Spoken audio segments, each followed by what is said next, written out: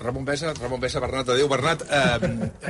Que no té res a veure... Perdona, Bernat, deixa'm dir una cosa amb el Ramon, que és que ja et vaig informar a tu que volia portar el Ramon Besa un dia i vas fer aquest article al Nacional parlant precisament de la Déu de la docència del Ramon Besa i volia parlar amb ell del periodisme, perquè el Ramon pot parlar des del seu punt de vista de tal com estem al periodisme, que és aquesta paraula que també deia fa uns moments l'Anton Losada, que deia fa uns moments també el professor López Borrull, i que crec que és molt interessant que en puguem parlar. Parlem tot el matí de fake news. Ramon Besa, bon dia. No sé si t'ho he dit o no, però jo no repeteixo. Bon dia a tothom. Han existit sempre les fake news o ara més que mai?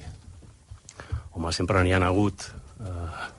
Jo sempre recordo els clàssics del diari, que el primer, quan obries la redacció, havies de vigilar on aparcava el camió de nitroglicerina, que en deien, no? Que és el que portava notícies, i aleshores això volia dir que les havies de contrastar. Ara aquest camió de nitroglicerina volta per diferents llocs i de vegades a dins hi va carregat i de vegades va buit. És a dir, el que has de fer, que és el que han fet sempre el periodisme, és xequejar-lo. És a dir, si hi ha el camió, és mirar què porta, com va. És la gestió de la informació, en el fons, el que estem discutint.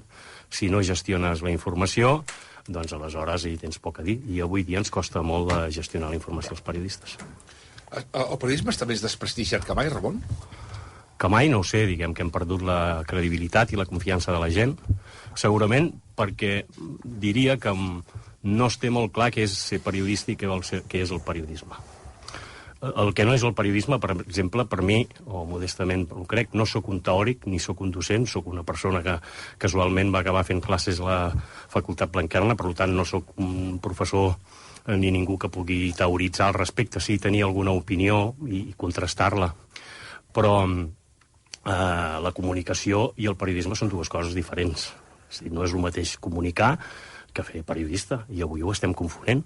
I s'ha desenvolupat una gran indústria de la comunicació, que és els influencers, que és els gabinets de comunicació, que són molts tipus de comunicació, però que no són periodisme. El periodisme és una altra cosa. Paral·lelament, la indústria del periodisme, per combatre la comunicació, crec que ha desenvolupat alguns vicis o alguns aspectes que a mi són els que em preocupen. Per mi, jo he participat sempre d'aquella frase que diu que ser periodista és apropar-se als fets el màxim que pugui sense formar-ne part. Avui dia, apropar-te als fets el màxim que puguis es fa molt difícil, perquè t'hi posen moltes tanques, i la gent opta per formar-ne part. Així et saltes tot el control. Per tant, no és el que jo he conegut. Jo també només volia ser periodista per conèixer gent i per voltar món. No perquè m'entrevistessin ni perquè em fessin parlar de com ho veig. I jo ho he aconseguit. Jo he tingut la gran fortuna de conèixer moltíssima gent i de voltar molts llocs. Això era per mi el que era per ser periodisme. Per tant, redefinim què és el que és ser periodisme. I aquí crec que la generació meva, la de la que jo formo part, crec que tenim un moment d'intentar envellir bé sense empipar ni sense que ens empipin. Aquest és el punt on estic jo. És a dir, jo no vull empipar ningú, però tampoc vull que m'empipin. Si aleshores m'empipen i em fan fer les coses que jo no vull fer, faig un pas al costat i me'n vaig a l'hort a fangar o me'n vaig on vulgui. Si puc fer el que jo crec com ho vull fer, perquè això té un cert sentit, doncs ho discutirem. Això per què tinc aquest dubte? Home, doncs posaré un cas. Jo que em dedico a la crònica esportiva i a la crònica ciutadana, ha perdut vigència respecte a el que és, per exemple, els directes. Els diaris han embogit amb tot és directe, que és una cosa molt futbolera. Això va començar als anys 50. El directe, tu anaves amb el cotxe, el que sigui, el gol a les gaunes, ara es fan directes de tot, d'una manifestació, tot és un directe. Llavors, tu estàs pendent d'aquell directe. No estàs pendent de gestionar la informació que se genera en aquella punt de trobada, a el que tu estàs acostumat a fer. Per tant, com que no ho sé, jo no tinc una tesis ara sobre com això s'ha de solventar. Jo sí que crec en el jovent, Crec en les noves generacions, és a dir, jo no vinc a dir aquí que això és un desastre i això serà l'apocalipsis, no, però jo no ho sé fer. És a dir, a mi el món actual, tant la docència com el que estic treballant, m'obliguen a aprendre unes coses que per aprendre-les i perquè jo me les cregui haig de desaprendre. I aquest canvi no estic disposat a fer-lo. No vull desaprendre. No vull fer l'esforç d'aprendre perquè el que m'he trobat és que jo el que haig d'aprendre ara és respecte a coses, instruments que jo no domino. Hauria de fer un curset, per exemple, els mitjans, en lloc d'invertir molt en periodistes, inverteixen en tecnologia. A mi ja em sembla bé, però no podem deixar d'invertir en periodistes. I aquí és on està la formació. Quins periodistes formem avui dia? M'he trobat en els últims casos una cosa molt curiosa, que hi ha alguns joves que estan a punt de graduar-se que dubten de si s'han equivocat o no de carrera. Per tant, ells també tenen els seus dubtes, No és una qüestió que allò diuen, no, és que tothom, això és una màquina de fabricar periodistes. No, hi comencen a haver dubtes perquè la gent també ha après que no necessàriament exerciràs el que et gradues. Pots fer un màster, pots fer un postgrau, pots fer moltes altres històries a la vida. No necessàriament has de fer allò que has estudiat, no? Però hi comencen a haver dubtes com s'ha d'articular aquest tipus de periodisme. I el que més em preocupa és una cosa, perquè m'entenguis i aviam si sóc capaç de... Els mitjans de comunicació s'han obsessionat en comprar o en convertir els lectors, els oients, els telespectadors en clients. Que comprin la informació en lloc de que sigui el lector, l'oient i l'espectador que compri la informació. És el procés a l'inversa. És com un producte client. I aquest és el procés que jo no sé aprendre. Jo anava a buscar el diari, o jo escoltava la ràdio, o jo veia la televisió, no perquè em donessin la raó, sinó per saber, per informar-me, per contrastar. Ara és al revés. Tots els estudis hem de fer això, hem de fer l'altre. I et trobes amb aquesta indústria tecnològica que els mitjans han desenvolupat el que per mi és la perversió del sistema, que és la màquina d'encarregar. Tu abans sorties al dematí i anaves a buscar notícies. On volies o trucaves al telèfon. Ara ja no tens temps. Ara hi ha una persona que constantment et diu avui, per aquí, per allà. Això és l'audiència ha guanyat el que és la subscripció. I si no fem subscriptors, en el sentit de que els subscriptors, parlo del que és la premsa escrita, que és el que més conec, en tant que part del negoci, és a dir, com a subscriptor, tu també ets part, ja no ets un client, ets part, ets accionista, i per tant exigeixes responsabilitats. Aleshores, potser ens en sortirem. Si l'únic que fem és intentar complaure el client, llavors estem creant justament un lector o un oient o un telespectador a la mida. I jo crec que això, aquell vertigen que tenies, aviam si llegien el diari, si escoltaven un programa o venien a la televisió, s'ha perdut. Aleshores ja tothom saps qui t'escolta, qui et veu, quin perfil, i aquesta indústria s'ha desenvolupat molt, i en canvi la del sentit comú, que és anar a buscar notícies, que és anar a explicar el que no vol que se sàpigui, que això és el que és el periodisme, doncs s'ha perdut o s'està perdent i per tant s'ha de redefinir. Escolta'm, Ramon, ara crec que en aquesta tertúlia de professors n'hi ha el Toni Aire, l'Anton Losada, el Joan López Alegre, i per tant tots poden o han estat en alguns casos. En el cas del Ramon Besa has vist moltes generacions de periodistes passar per davant teu. Com és aquesta nova generació, la més nova, els últims anys, de la generació de periodistes respecte a l'anterior i la de més enllà? És a dir, els que pugen? Els que pugen no tenen...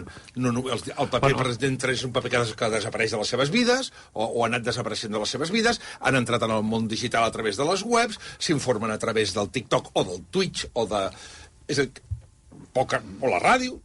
Estan interessats per uns models de periodisme o de comunicació, entre els dos, perquè ells tampoc de vegades ho tenen clar, que jo no domino, per exemple, no? És a dir, les noves... Avui dia, com t'informes tu? Ells s'informen d'una manera molt diferent a la que jo m'informava. Per tant, aquí ja tenim un problema. És a dir, si tu, per exemple, recuperar els clàssics del periodisme és que t'has tornat un iaio que...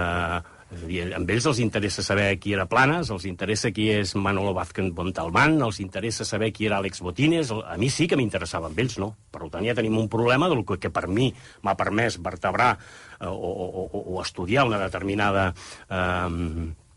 història, doncs amb ells no. Sempre poso un mateix exercici, o posava un exercici que era, en lloc de dir bon dia, cada alumne havia de portar un article que li hagués agradat. És a dir, jo deia, en lloc de dir bon dia, qui diu bon dia? Aviam, què m'ha agradat? Tu quin diari has fullejat? Per començar, la informació que ells ja tenen difícilment era d'un mitjà convencional. Podia sortir qualsevol cosa. Llavors havies de començar dient, què és això? Un article, una opinió, una informació? Avui dia es confonen els gèneres. Els gèneres interpretatius, per exemple, són els que estan més... La informació, com que hem arribat a la conclusió que ja no hi ha notícies, que és una altra de les grans perversions del sistema, clar que hi ha notícies. La gent diu, no, les notícies no n'hi han de notícies. Ja els diaris hem deixat de ser, els mitjans hem deixat els únics que donem notícies. És evident que hi ha altra gent que la dona, però la nostra clau és intentar buscar notícies. Aleshores, ells ja no busquen notícies. Ells els interessa molt, doncs, jo què sé, els fenòmens esportius que hi ha avui dia, que són molts i molt diferents. Hi ha moltes webs, hi ha moltes... Posaré un cas que ha desenvolupat una indústria de comunicació molt interessant, és el Gigantes, amb el Gerard Romero, no? Aleshores, amb ells els interessa. Hi ha alumnes que jo he tingut que estan treballant amb ell, el Claramunt, Montfort, gent que ha estat allà, i ells volen treballar, no volen ser periodistes. Ells ja treballen, és a dir, tornem al joc de la carta. Tu abans, jo no sabia on acabaria treballant. Jo volia ser periodista. Ni tampoc tenia molt clar si seria d'esports o de política, no sé què. Ara no, ara jo vull anar allà, o jo vull ser allò. Posaré un altre exemple. Si tu ara dius a un alumne que faci una crònica, li costa donar volum a qualsevol història, perquè estan acostumats a economitzar el llenguatge. Costa molt. I quina manera tens un recurs que tens? Per exemple, agafar 10 tuits, oi que fas un fil de Twitter? Doncs agafo un fil de Twitter i vesteixo com una crònica. Trobar els signes de puntuació, trobar la cadència, trobar l'articulació. Per què?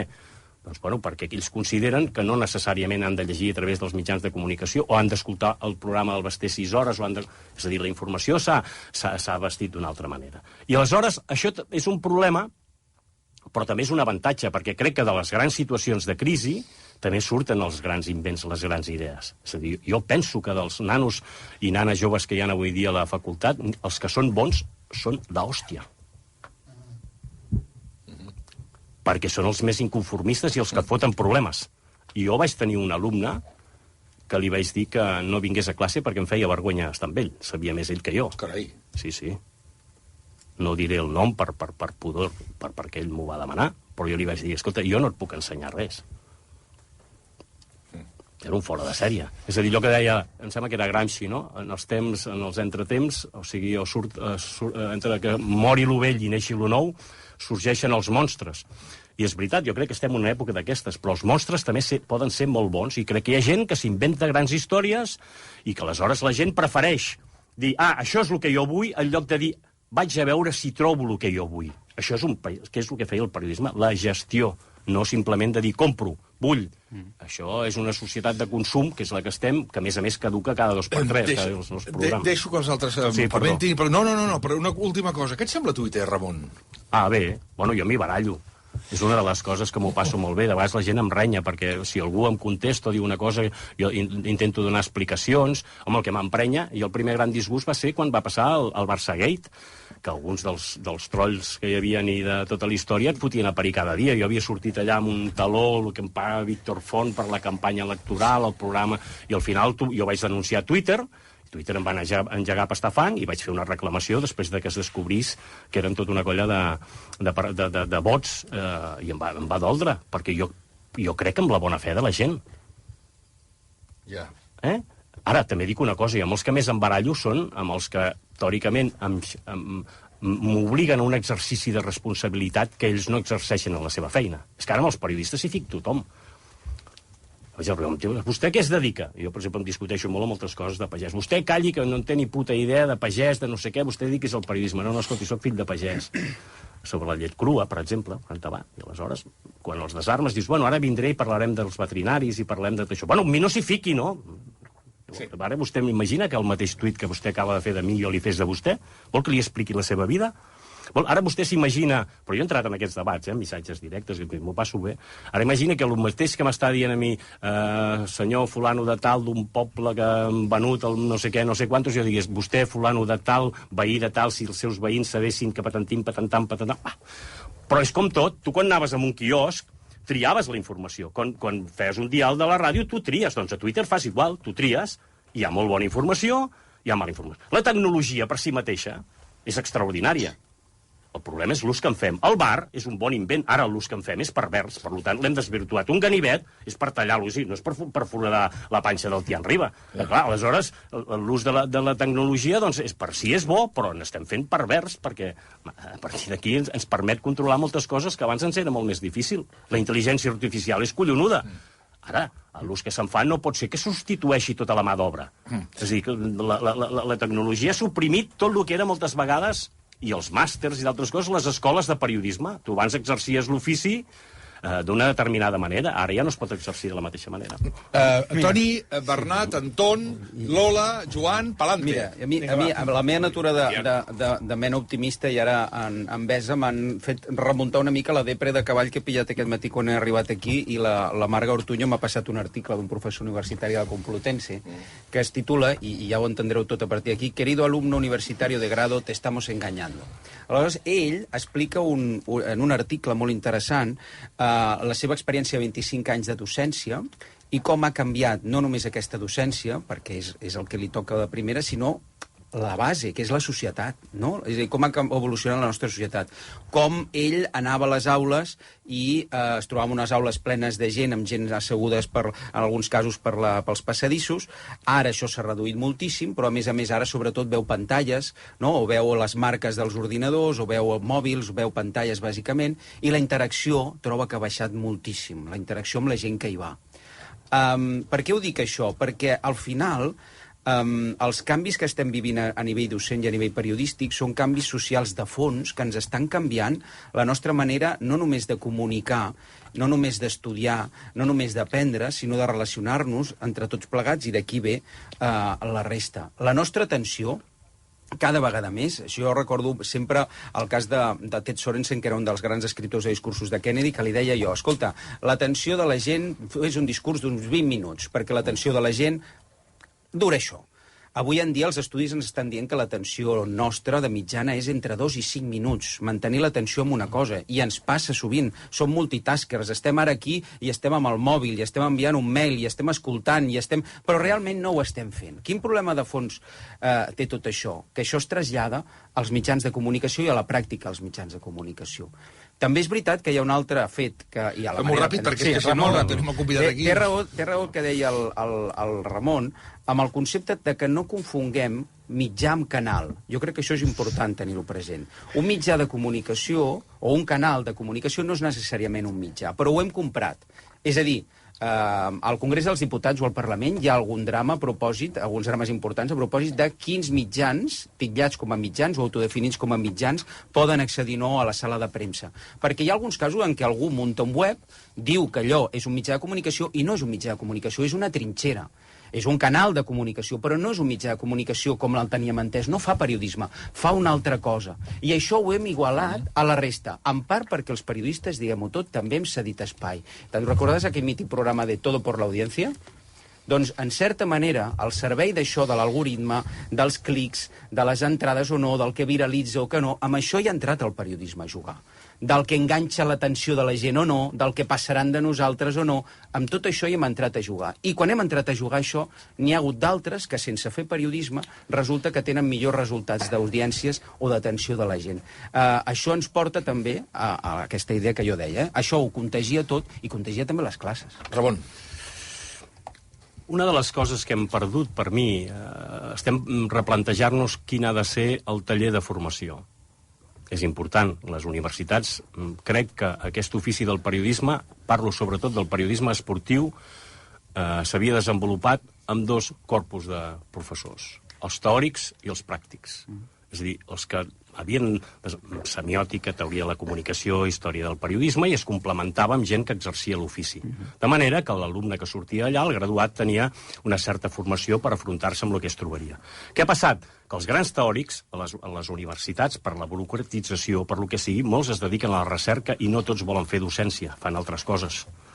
I la universitat ha de saber discriminar i discernir quins són els bons i quins són els dolents, qui s'han caducat i qui s'han reformat, i això obliga a ser recerca, la gent s'ha treballat. I els que exercíem, perquè sabíem de l'ofici, hem caducat, perquè les eines i el que nosaltres fèiem ja no els hi serveix amb els nous. Per tant, quin sentit té jo que vagi a la facultat a explicar-los què sé fer jo, si el que sé fer jo ha caducat o ja no té la vigència que tenia? Per tant, hauran d'inventar o hauran de buscar un nou professorat. Això és, per una part, el que és la universitat. Té un repte extraordinari. Però també les redaccions, perquè per mi el gran canvi que hi ha és que hem deixat que les redaccions siguin el centre de producció de notícies, cosa que ja ha afavorit molt la pandèmia. La gent s'ha acostumat al teletreball. I a partir d'aquí tothom treballa més a casa seu i ho té més ben muntat. Això és important? Sí, perquè desenvolupes un producte personal, però deixes de fer secció. No fem ràdio, no fem secció, no fem diari, fem lo meu. La gent compra lo meu. I això crea una endogàmia i crea un cert de dir, escolta, ja no necessito a mi que el diari surti bé. Abans tornaves un consell de redacció, et tocaven la cara si no havies tret una notícia. Hi havia una atenció informativa. Hem perdut l'atenció informativa. Totalment d'acord. L'atenció informativa és veure qui fa un programa millor. No, serà una fake news. No val res. Bueno, on està l'autocrítica? On està la capacitat de dir aquesta atenció? Perquè els periodistes, jo no concebeixo el periodisme sense atenció informativa. Ho sento, cadascú. Atenció informativa vol dir estar pendent del que està passant, buscar per què no tens aquesta notícia, com és que això se t'ha escapat. Això és com concebeix el periodisme. Ramon, perdona, i discutir a les redaccions també sobre això, que potser ja no es fa com no es fa a l'aula, tampoc, és a dir, no es debat. Justament, però la discussió anava perquè jerarquitzaves la notícia. I jerarquitzar la notícia volia dir, obrim amb això, i el lector tenia una pauta. Per què ha obert aquesta portada? Per què això vagin a imparell? Ara, les webs són una calaixera. Ara em poso això, ara això puja, ara això baixa, no saps què és important, no saps què és banal. Aleshores, clar, la gent es confon. Si fa un minut has llegit una cosa i al cap de 5 minuts ja no hi és, i de tot plegat, l'audiència diu, aquesta és la bona, aquella notícia comença a dir, de vegades jo miro el diari, això és el més llegit i penso, on treballa, Ramonet? No m'interessa res de tot això, que és el que és més llegit. Per tant, estic al lloc equivocat. Doncs no, però el que no vull fer és un exercici, com explicàvem abans, ni de nostàlgia ni de reprovació, sinó de constatació del per què una determinada generació o una determinada gent ha dit, escolti, me'n vaig tirant cap a casa. Ja està, si no passa res, i m'ho aniré mirant. Una cosa que a mi m'encanta com a pagès de formació és badar. Badar és preciós, home. Vull passar la vida badant, i això escoltant, i de dir, escolta, avui he sentit el professor, he sentit la tertúlia, ostres, això m'ha cregut, vaig amb la meva llibreteta, vas apuntar la seva història. El que em sap greu és que jo, o m'incomoda, d'alguna manera, és que jo sigui protagonista o que jo parli la meva reflexió, perquè, ja dic, considero que jo sóc un docent caducat, que ja he fet el que havia de fer i que va ser una qüestió que jo no tinc una formació pedagògica ni sóc un professor de facultat com Déu mana, ni tampoc he estat un periodista que hagi excel·lit en no sé què. Bueno, m'he dedicat a fer esports, m'ho he passat molt bé, però ja està, no té res més. Don Antón, ¿te hay alguna cosa? Sí. Bernat, antes de nada, como seguidor fiel suyo, saludar a Ramón Besa. Hombre, Antón. Sí, ¿qué tal? Que te sigo en Twitter y doy fe de tu paciencia. Bueno, yo... Primero, el profesor este que ha escrito el artículo este de... Se está engañando. Yo no sé a qué universidad fue él. Porque, desde luego, la que fui yo, no. Yo me pasé la mayor parte de mi carrera en el SEU jugando al póker, y como yo creo que el 80% de los alumnos, no recuerdo esas aulas llenas de alumnos inquietos deseando saber qué decía el artículo 38 del Código Penal. Y sí recuerdo colas enormes en la fotocopiadora, venta de apuntes, no sé. Yo creo que es bueno no idealizar el pasado e inventarnos una realidad que nunca existió, ¿no? Entonces, la universidad actual tiene muchísimos problemas, pero desde luego la anterior no era como describe este señor en su artículo. Él la decía como profe, ¿eh? Que bueno, pero yo lo digo como alumno, que la sufrí en los años 80 en la Facultad de Derecho en la Universidad de Santiago de Compostela. Entonces, esas aulas llenas de gente que él recuerda, yo no la recuerdo. A lo mejor es que iba poco, pero yo no la recuerdo. Y yo creo que en el periodismo también pasa un poco lo mismo. Yo creo que conviene no idealizar, no lo digo por Ramón, por supuesto. Yo siempre recuerdo a Juan Ramón Díaz, el mito del periodismo gallego, director de La Voz de Galicia durante 2 décadas, siempre que le preguntaban por qué La Voz de Galicia no tiene editorial, porque es un periódico que no tiene editorial como tal, siempre contestaba lo mismo: no me hace falta, yo hago una editorial cada vez que hago un titular, ¿no? Y yo creo que el periodismo de antes, pues también tenía sus limitaciones y sus defectos. A lo mejor lo estamos idealizando demasiado, ¿no? Pero por centrar un poco la cuestión en lo que está pasando ahora, ¿no? Yo creo que nos enfrentamos a 2 problemas, ¿no? El primero, que el ciclo de las noticias se ha acelerado. Es decir, hoy las noticias duran una mañana. Hay escándalos que duran 5 minutos. Y hay golpes de Estado, entre comillas, que duran, ¿cuánto? 30 minutos. Y yo creo que eso, claro, es mortal para el oficio, porque la capacidad que tienen los medios y los periodistas para ralentizar ese ciclo de noticias que se ha acelerado depende mucho de la autonomía y la capacidad que tengas, ¿no? Pero claro, si dependes de los clics, Entonces entras en un esquema clásico del dilema del prisionero, ¿no? Si no lo publico yo, otro lo va a publicar antes que yo. Va a tener más clics, va a tener más ingresos, va a tener más financiación. Yo creo que hemos entrado en un ciclo en el cual la velocidad le ha ganado al rigor. Entonces lo que importa es ser rápido, no ser riguroso. Porque además, como estamos renovando continuamente los contenidos, bueno, si hay algo inexacto, en la siguiente actualización lo corrijo.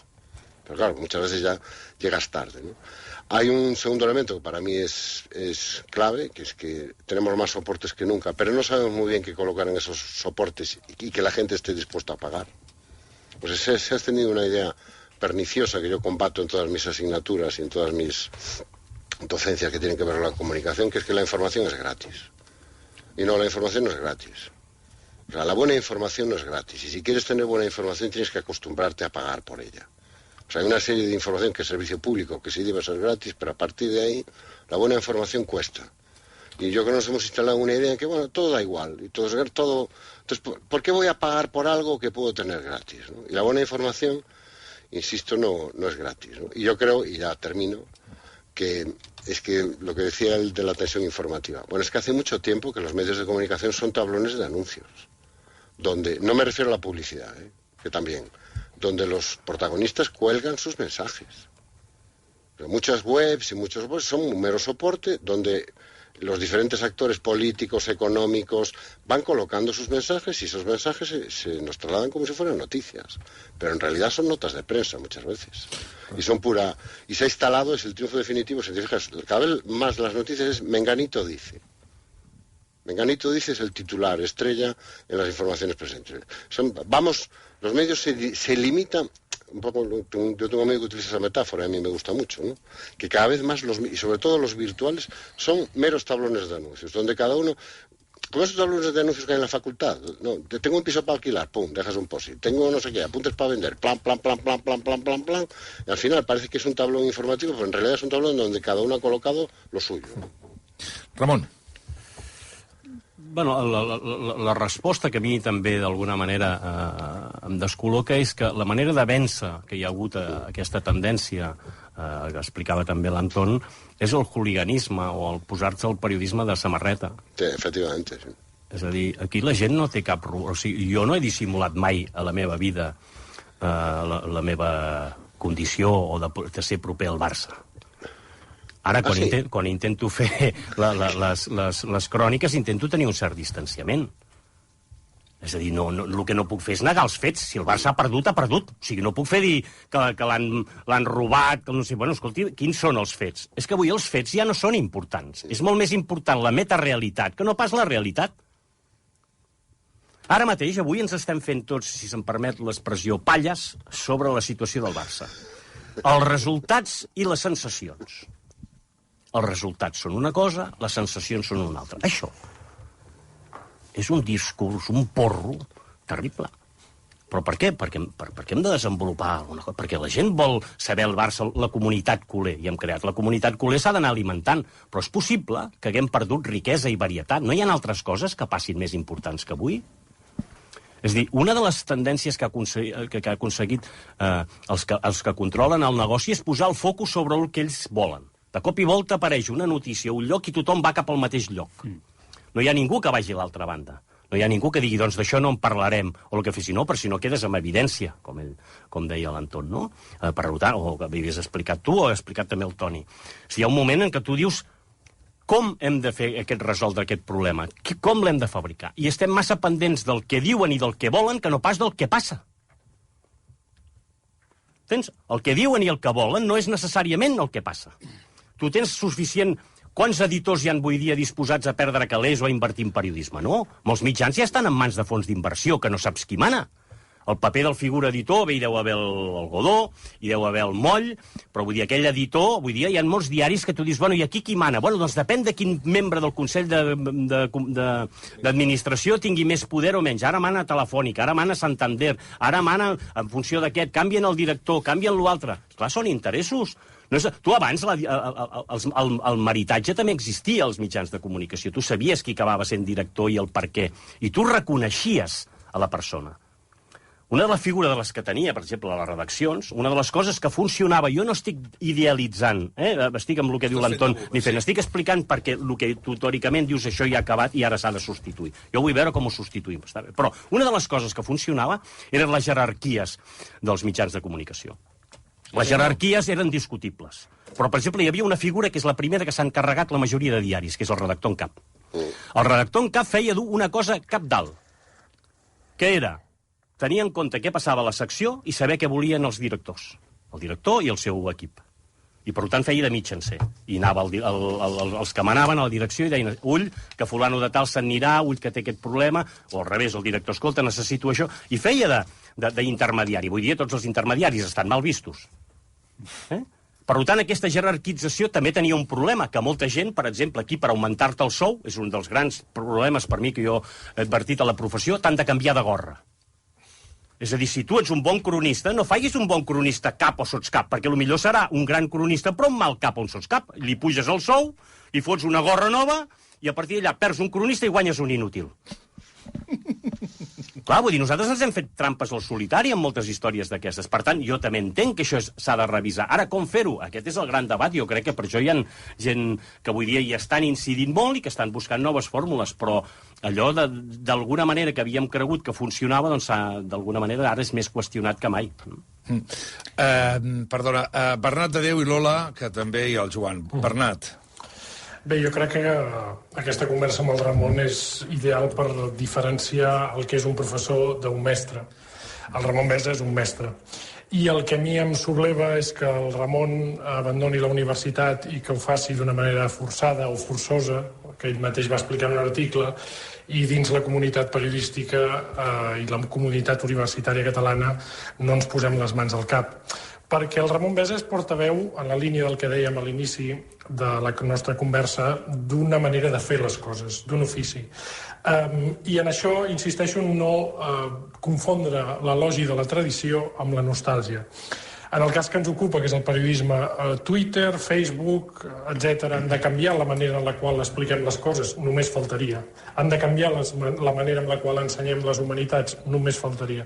Però qualsevol persona que es dediqui a les humanitats, al periodisme, a la filosofia, haurà d'escriure una frase, haurà de saber llegir un text, haurà de saber estructurar un paràgraf. I això, sense por de pensar que el nostre present és pitjor que molts altres presents, realment està en perill. Cada vegada als nostres alumnes els hi costa més focalitzar-se en un text més de 10 minuts. Cada vegada, justament perquè hi ha programes que ho fan força bé, els hi costa més escriure un resum perquè hi ha màquines que ho fan. Això no vol dir, i el Ramon ho ha dit molt bé, que quan tu als teus alumnes els connectes amb la tradició i tu estàs parlant de periodisme esportiu o de periodisme en general i els hi poses textos de Josep Pla o del Planes o de Segarra, els alumnes xalen. I fins i tot et diuen, hosti, jo això no sabia que es podia fer en català. Però perquè passi això necessitem gent que llegeixi, professors que ens connectin amb el passat per fer coses absolutament diferents. Perquè, escolta, jo me'n puc servir del Twitch, em puc servir del Twitter per resumir la crítica a la raó pura de Kant. I és fantàstic que ho pugui fer, que jo pugui fer una sèrie de tuits que arribin de Barcelona a Kuala Lumpur.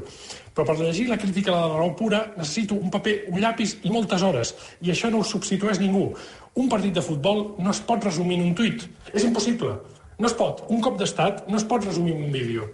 Necessitem algú que miri les coses, que les digereixi i que les escrigui bé. I a mi, insisteixo, em subleva que avui la Universitat Catalana no tingui una persona que ho fa molt bé. I em fot. Què vols que et digui? Ara em deixen fora de joc, com diríem. Però sí que hi ha una cosa que és també molt important al marge de la de Badà, que és pair. Avui dia no païm res.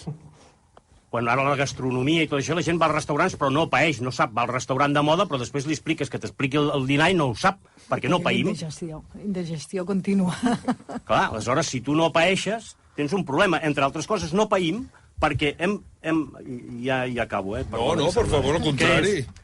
Ara, els dos models que dominen periodísticament és el de l'opinió i l'entreteniment. Tens raó. I l'opinió sempre ha estat conseqüència de la informació. Tu no opinaves mai fins que no sabies informar. Quan tu estaves molt informat, opinaves. Per exemple, la Lola, quan fa els seus articles de crònica política, El fa al costat de la informació i el diferencia de la informació. Ell ja ha llegit la informació, ha controlat la informació i a partir d'allà llavors ell fa el seu article d'opinió. Ara no. La informació ens la saltem. Anem directe a l'opinió, que és el que han fet les xarxes socials. Opino. Llavors, clar, per opinar, abans no ho podia fer tothom. Havies de tenir un cert coneixement. I per entretenir era l'evolució de l'entreteniment. En tant que informació o opinió. No podies fer el mateix, havies de posar-hi molta imaginació, molta creativitat. El món que ara hi ha, avui dia, per exemple, en el periodisme esportiu, el va inventar un senyor que es deia Alfons Arús. O és que ens n'hem oblidat de qui era Arús i de lo que feia? O és que ens hem oblidat els programes de Telecinco que feia Mama Chicho, el Boix del Gil i aquelles històries i aquells shows? Ara és més refinat, està molt ben fet, però el món de l'entreteniment ha evolucionat molt. Perquè el món de l'entreteniment, doncs hi ha gent que és molt creatiu, però és un altre vessant, no és... Tornem a lo que és la informació com a pas previ per opinar i per fer altres històries. I és el que ens estem oblidant, de com es fa informació.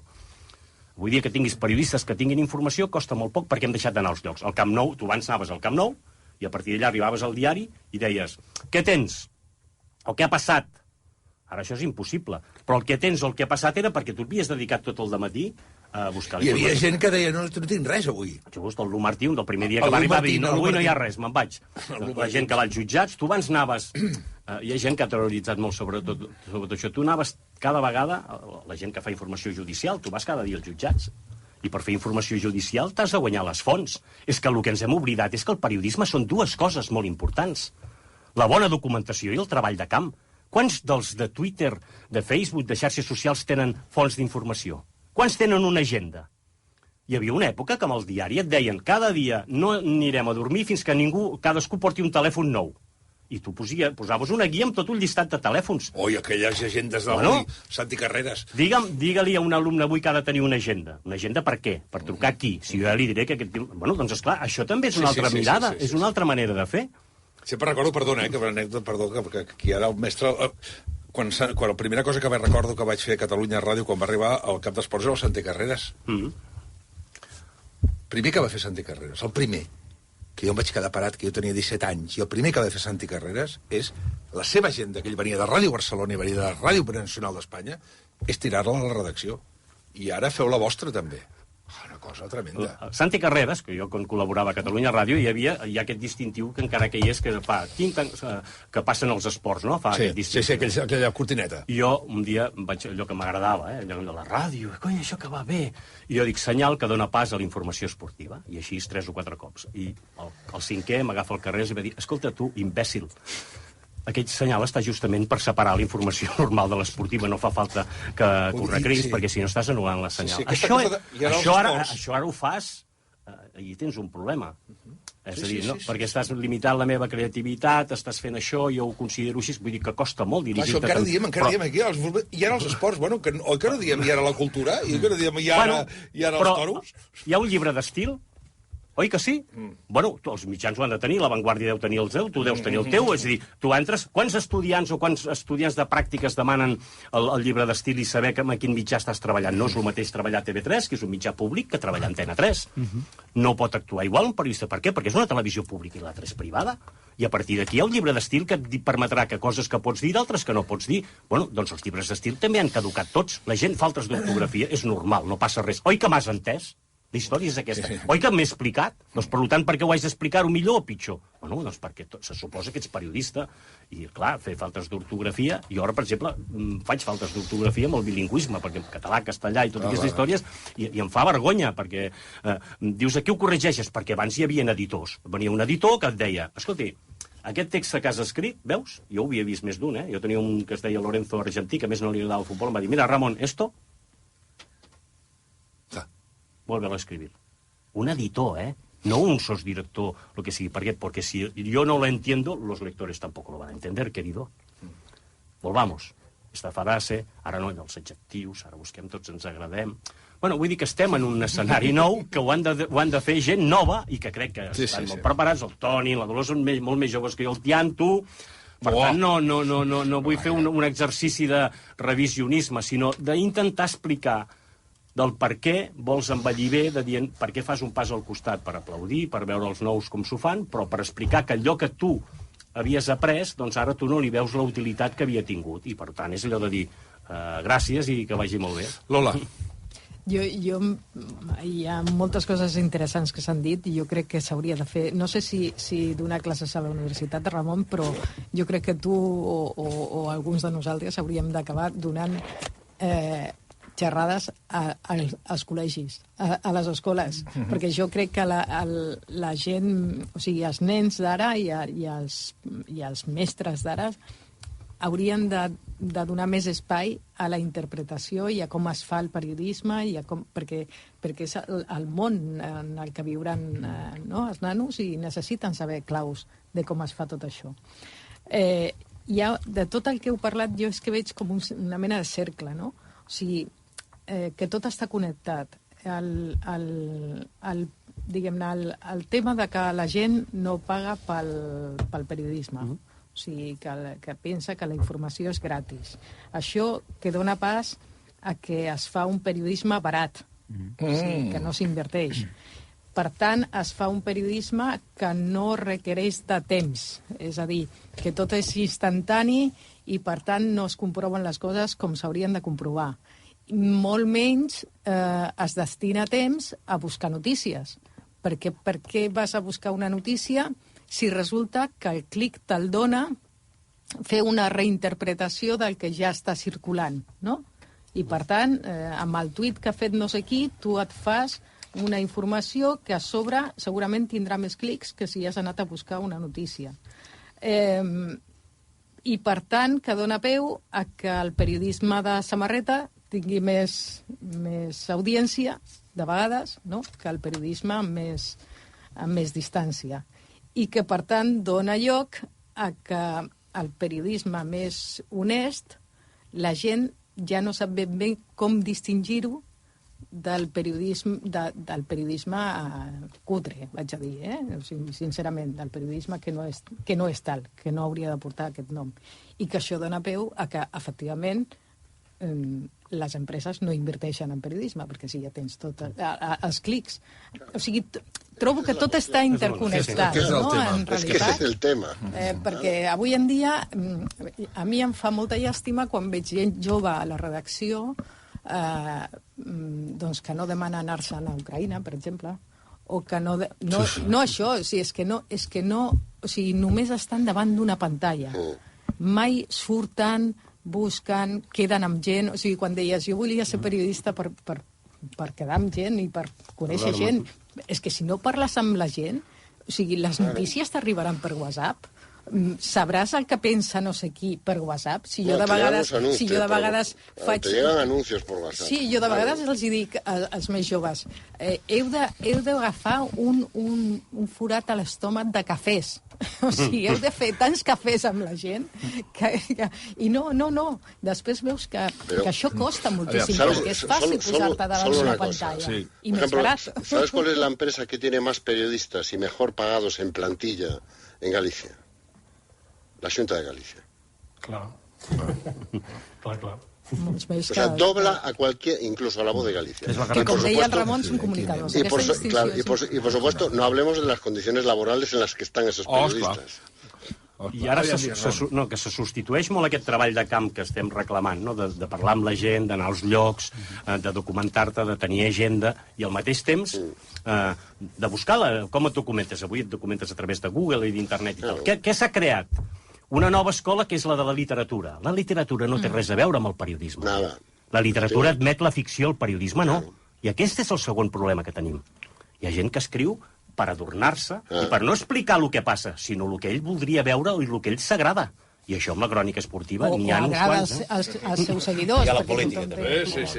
Joan López. Jo només vull dir una cosa molt ràpida, que ja l'Anton ha fet ara un apunt sobre el tema dels sous en els gabinets de comunicació, en aquest cas de la Xunta de Galícia. Heu estat parlant tota l'estona... Xunta no, Xunta. Xunta. Si sabes decir Shakira, sabes decir Xunta. Da Es igual. que dice Shakira.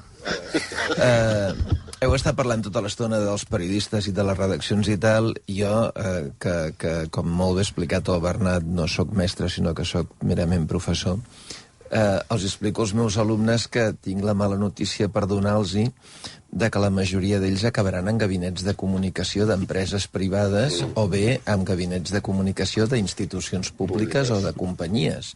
Perquè jo tinc la sensació de que les facultats sí que han fet una certa transició a començar a explicar com és la premsa digital i què és un podcast i què és un mitjà online i quin és l'impacte de les xarxes socials en el món de la comunicació, però no se'ls està explicant als alumnes, i això connectaria amb l'article del Toni, aquest de que us hem enganyat, del profe aquest de la Complutense, de que quan els hi dius, nois, gairebé tots vosaltres acabareu en una empresa, en aquest cas com la meva, i tal, se senten profundament decepcionats perquè tenen la sensació de que hi ha un periodisme de primera, que és ser la Lola, a La Vanguardia, o ser el Basté a RAC1, i que hi ha un periodisme de segona, que és estar en una agència. I has de fer una certa pedagogia, perquè a continuació no entrin de president i els diuen, bueno, tu deies lo dels fons d'inversió.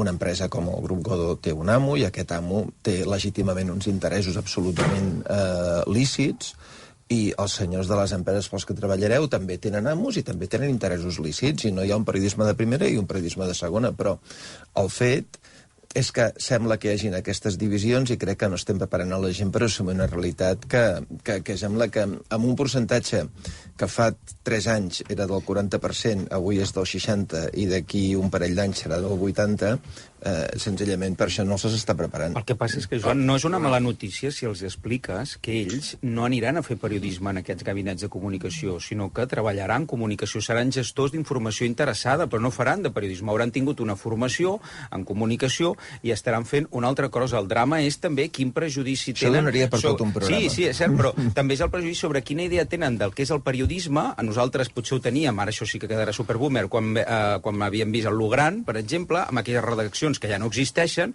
potser van créixer uns veient periodistes a Telecinco, veient el Joel Joan i no sé qui més, i ara directament ja no sé què entenen que és el periodisme, però passa això, és a dir, quan arriben a una redacció potser no estan fent allò que clàssicament hem descrit com a periodista o que ells esperaven, però en un gabinet segur que és una feina diferent que no té res a veure. Anem molt breu, que digues, Bernat. No, però hi ha també un efecte contrari, això, perquè el periodisme, com tota la vida, va per balances. Cada vegada, justament per evitar aquest fenomen que descriviu, que és el periodista d'empresa, per exemple, al món dels podcasts als Estats Units, cada vegada hi ha més periodistes que són la seva pròpia empresa. I això s'ha vist... Jo, per exemple, consulto cada any els 10 millors podcasts que fa que valora la revista New Yorker dels Estats Units, i curiosament la majoria d'aquests podcasts als anys 2015-2016 eren podcasts alternatius fet per mitjans com podrien ser l'Economist o la New York Public Radio, i ara cada vegada ho són més de periodistes freelance que tenen el seu propi, per dir-ho així, el seu propi xiringo, i que, sense renunciar al rigor de la seva feina, han fet un producte que es basa en la relació directa, en el millor sentit de la paraula clientelar, perquè tenen una clientela ben formada que també, per aquesta cosa que dèieu, desconfia dels grans mitjans, i es refugia en un periodisme que torna a ser d'explicar històries, de proximitat, i amb això també jo diria que tenim terreny per ser optimistes. I això també està passant aquí a Catalunya. Fixeu-vos que en els últims anys han proliferat els podcasts d'una manera bastant important.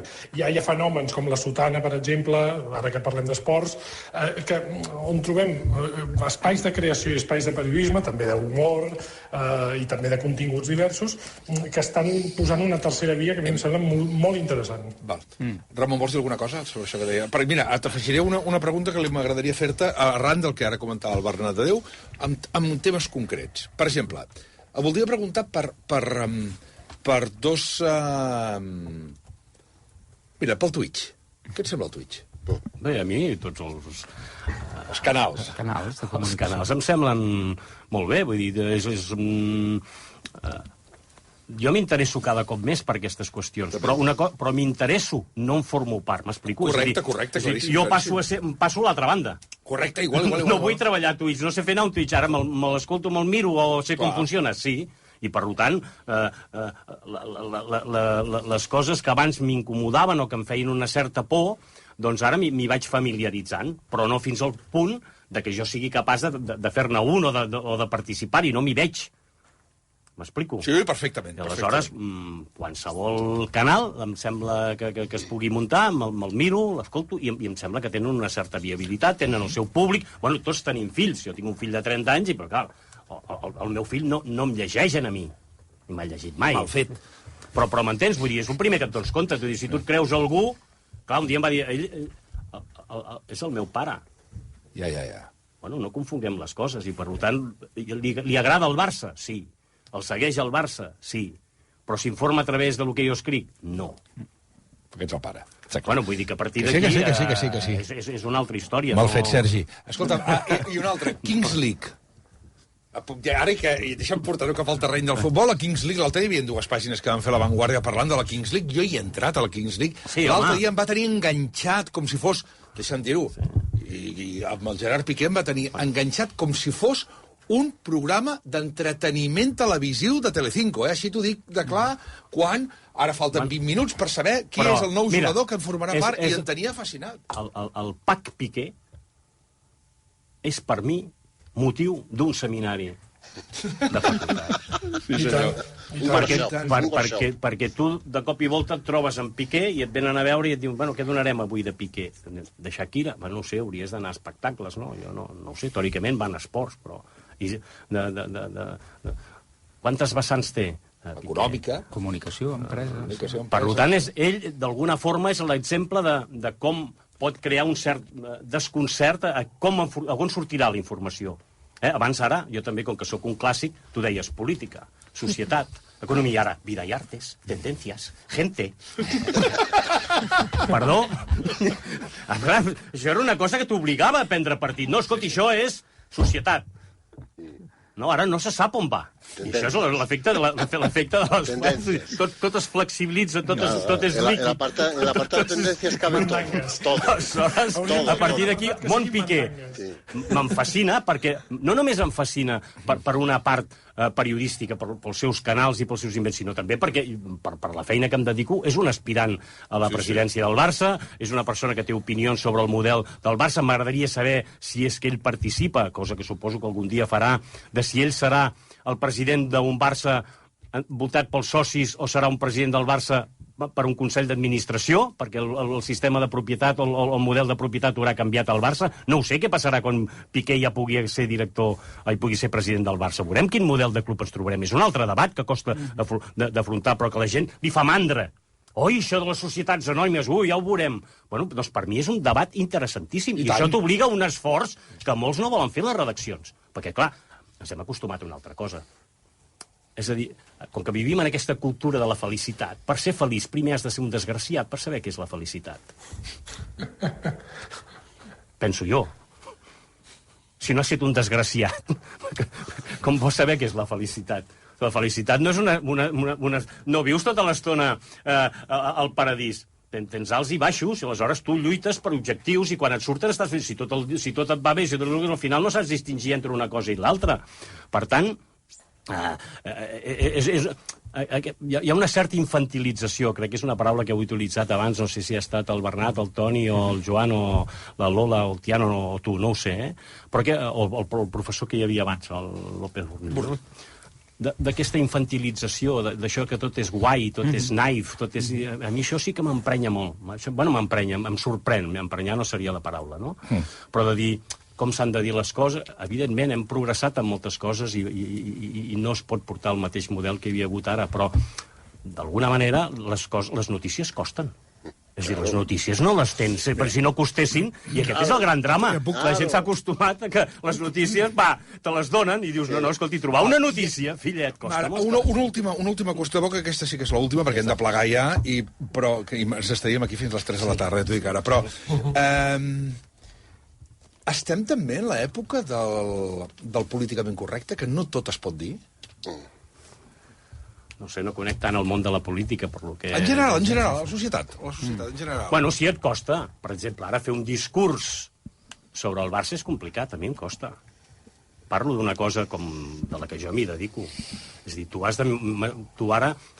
Primer, abans tenies un problema d'autocensura, precisament perquè no et consideraves un hooligan i volies dissimular que eres del Barça, tot i que se sabigués que era del Barça, utilitzaves l'autocensura, dissimular que ho eres. I això tampoc era bo, Però ara hem passat a l'altre extrem, que és el hooliganisme. Aleshores, si tu, d'alguna manera, fas un comentari crític, l'endemà, ui, s'ha passat a l'altra banda, ui, és a dir, has de mesurar quin adjectiu poses, quin to utilitzes, què t'ha passat... Bueno, et costa molt, i comences a tenir por. Oi! Y cuando tens por estás mort. Y si estás en las redes sociales, más. Sí. Clar. Más, porque en el momento que te apartas del canon, ya pasamos a la denigración personal. Traidor, vendido, estómago agradecido, de algo tenéis que comer, ya se sabe. Tou. Nyordo. Bueno, és que hem creat tot un llenguatge, això el Toni i la gent que és... Ja una vegada havíem parlat sobre la politització del futbol i tal. Hi ha uns eufemismes, allò que deies, la persiana és verda. No, ben bé.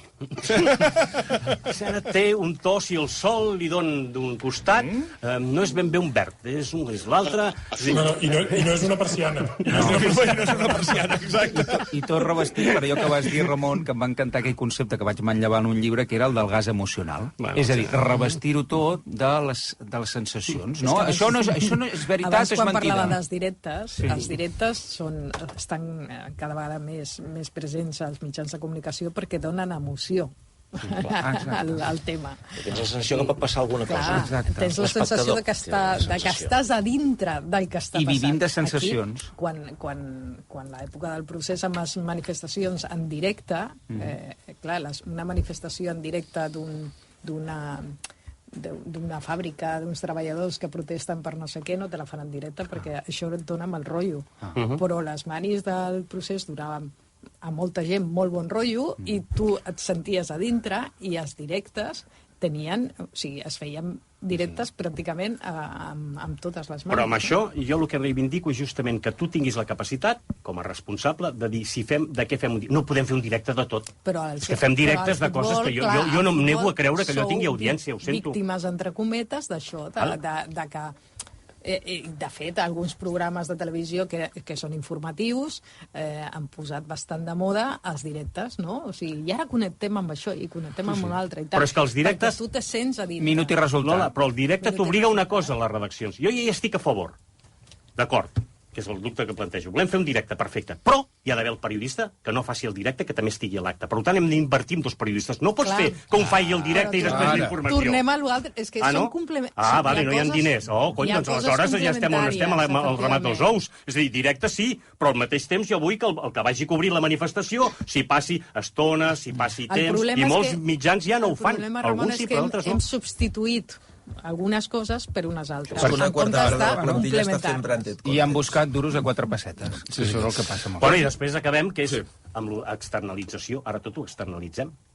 És clar, quan ho externalitzem tenim problema, perquè si tu estàs acostumat, per exemple, ara amb el teletreball, que tot funcioni, arribes a la redacció, i això hi ha un problema, doncs qui el ve a arreglar? No, és una empresa subcontratada, tu abans coneixies el que t'arreglava l'ordinador i sabia fins i tot les teves claus, jo que les perdo totes, Ramon, que tens aquesta aquí i tal. Ara no, ve un tio que no saps ni qui és, hola, què tal, com operario número 17.843. Buenos días, le habla Juan. Vinga, va, tornem. Clar, l'externalització per si és bona, però sempre que sigui per facilitar la feina, no per estalviar pasta. Que és el que deia el Joan en el sentit que deia els calés. Tornem a l'inici, si la gent no paga, no hi ha diners. Eso de la externalización es terroríficamente visible en la televisión. Porque tú ves que como la mayoría de los servicios informativos, la mayoría de las cadenas se han externalizado de una u otra manera, las imágenes son siempre las mismas. Porque hay un productor que va allí, una empresa subcontratada, que vende a X televisiones. Jo he fet una aposta dient que algun dia ens faran creure un partit de futbol que no s'haurà jugat. Sí. Sí. Bueno, això va passar algun dia amb algun diari, que es va publicar una crònica d'un partit que mai s'havia jugat. Bueno, cert, també. Bueno, Álvaro Cunqueiro publicó una vez una noticia de la visita del gobernador de Pontevedra a Vigo, que nunca se llegó a producir. Bueno, ens han colat rodes de premsa.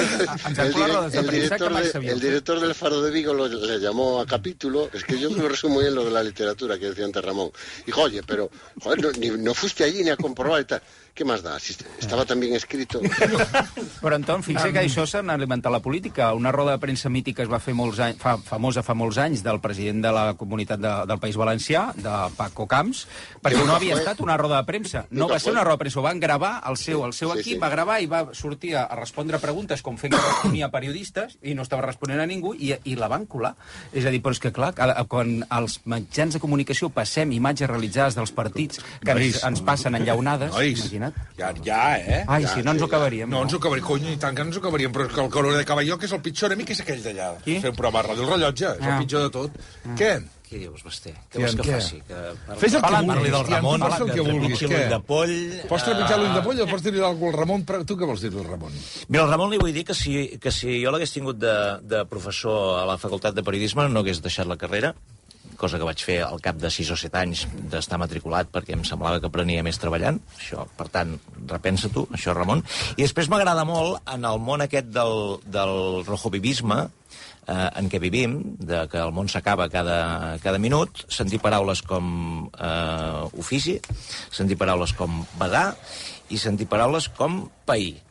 Que crec que haurien de formar part del diccionari de qualsevol periodista. I un apunt molt ràpid sobre això de pair i sobre això dels diners d'enviar gent als llocs. Quan jo feia informació política, la Lola se'n recordarà de fa uns quants anys, quan encara no existien les webs, els periodistes anaven al Parlament o allà on fos i s'hi passaven el dia. I es posaven a escriure a les 9 de la nit, amb la informació que havien arreplegat durant el dia, el context, els cafès, els no sé què. Aquest sistema periodístic que tenim ara, que és que envies algú al Parlament i ha d'escriure per la web durant la roda de premsa, això fa impossible després que aquest periodista vagi a l'off the record, vagi a fer un cafè, i està esclavitzat. Per tant, com diu el Ramon, n'hem d'enviar 2. Però, esclar, si no tenim diners per enviar-ne 2, doncs... Resumeix tot aquí. Mira, i coses que poden passar, per exemple, clar, tu vas als llocs, o sigui, els esports, a la ràdio, històricament, tenien una vida pròpia, a les redaccions, sí o no, Ramon? Clar. Vida pròpia, què volia dir vida pròpia? Doncs que no estaven... Tu no marcaves. O sigui, marcar... Bueno, és que no has de marcar, és que no hi ha d'haver ningú a les redaccions. Però si marcaves, ningú et podia discutir que t'anaves a l'entrenament del Barça, per posar un exemple, que no te n'anaves cap a casa. Després hi ha hagut un altre problema, que és l'arribada de, doncs tu treballes 7 hores, o en treballes 8 o en treballes 6.